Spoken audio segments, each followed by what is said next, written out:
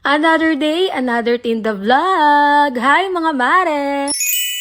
Alam nyo na yan, kapag ganyan ang intro, puro mga kawalit kaldero na naman yung mga makikita ninyo. Medyo pagpasensyahan nyo na nga dahil bawas-bawas na tong mga paninda namin. At yung iba nga ay ubus na, kagaya nitong carbonara ate. Hindi ko na nagawang videohan dahil naubos na yan siya. Hindi na umabot sa mini vlog natin for today, Diyos ko dahil. Anyway, ito nga pala yung mga available na kakanin namin tuwing may tinda kami. Meron nga pala kaming Maha Blanca na 35 pesos lang. Itong Biko, 35 pesos lang din yan. Itong 3-in-1 kakanin ay 45 pesos. Tapos yung kaninang 2-in-1 naman ay 40 pesos. Meron nga rin kaming kutsinta na 45 pesos din mga mare. May kasama na pala itong yema dip. Araw-araw nga din po palang bago yung mga kakanin namin o lahat ng aming mga paninda. Kaya naman sa mga nagtatanong dyan kung kailan pa niluto yung kakanin, kaninang alas 3 lang po ng umaga. Oo. Kaya naman kahit sa umaga nyo yan binili at imemerienda nyo pa yan o kaya naman gawin yung hapunan. Kering-keri lang. Anyway, ito na nga. Balik na tayo sa pagtitinda. Syempre, busy na po kami magpaubos ng paninda namin. Sa last vlog ko nga na in-upload, marami nga nag-comment na yung 20 pesos na per order namin ay mura pa rin. Dahil dati talaga mga mare ay 15 pesos lang per order at meron nga kaming 10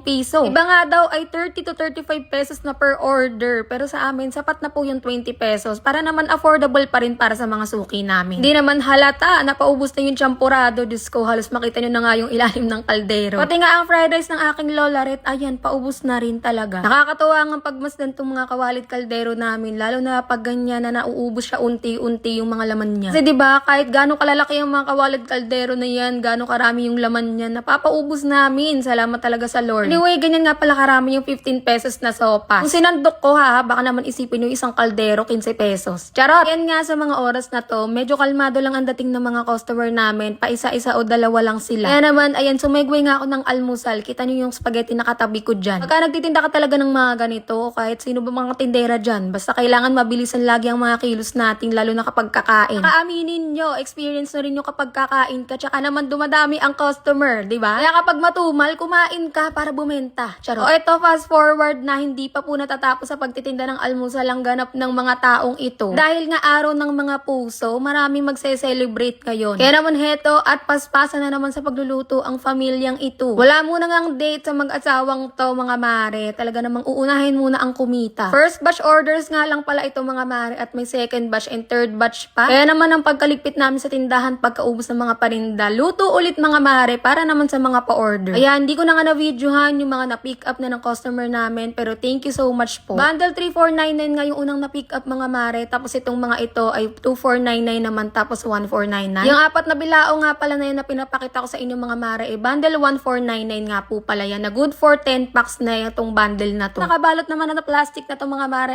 bundle 2499 yan. Hindi ko na nga napakita dahil malapit na nga po pala yung magpipick up neto. Yung nga makita yung mga menu namin ng mga bundles at party package mga mare ay mag-message lang po kayo dito sa aming page. May mga sumobra nga rin pala kong puto at kutsinta kaya hito ginawa ko rin pera yan at nabenta ko rin agad yan mga mare. At sobrang bilis nga ng mga pangyayari at sobrang kabisihan. Ito, third batch na nga ng mga order namin itong na-videohan ko. At last na to mga mare, makakapagpahinga na ang mga tao. At salamat po sa mga nag-order sa amin itong araw na to. Lahat sila ay good feedback. Thank you Lord. Okay, kanabukasan nga, araw ng Lunes, ay pagre-repack naman ng lumpiang Shanghai ang aming inatupag magjusawa. Sinasabi ko sa inyo, wala talagang paglalagyan yung pagka-busy namin. Pero ito yung pagiging busy na gustong gusto ko dahil magkakapera kami. Ito nga pala ang aming isang pinagkakakitaan mga mare, ang aming mga frozen products. So ito nga pala yung aming frozen Shanghai na pork. Bestseller nga namin to mga mare, kaya yung mga binalot na yan, ayan, may umorder na agad. May kasama pang 3 cordon bleu na sampler pack din. Di pa nga kami tapos mag-repack nitong mga oras na to, pero ayan, na-sold na itong mga mare. And thank you Lord, kasi talaga namang hindi kami nasisiro everyday. Bale, itong papadeliver nga namin ito ay sa aming repeat client na. Bale, itong in-order na nga ay 6 na pork Shanghai at 3 cordon bleu. Apat nga dapat yung in-order ng cordon bleu, kaya lang ay 3 na lang po ang meron kami dito. Alam na, kinabukasan ay restock na po ng cordon bleu. O siya, yun lang muna ang ganap mga mare. See you on our next mini vlog.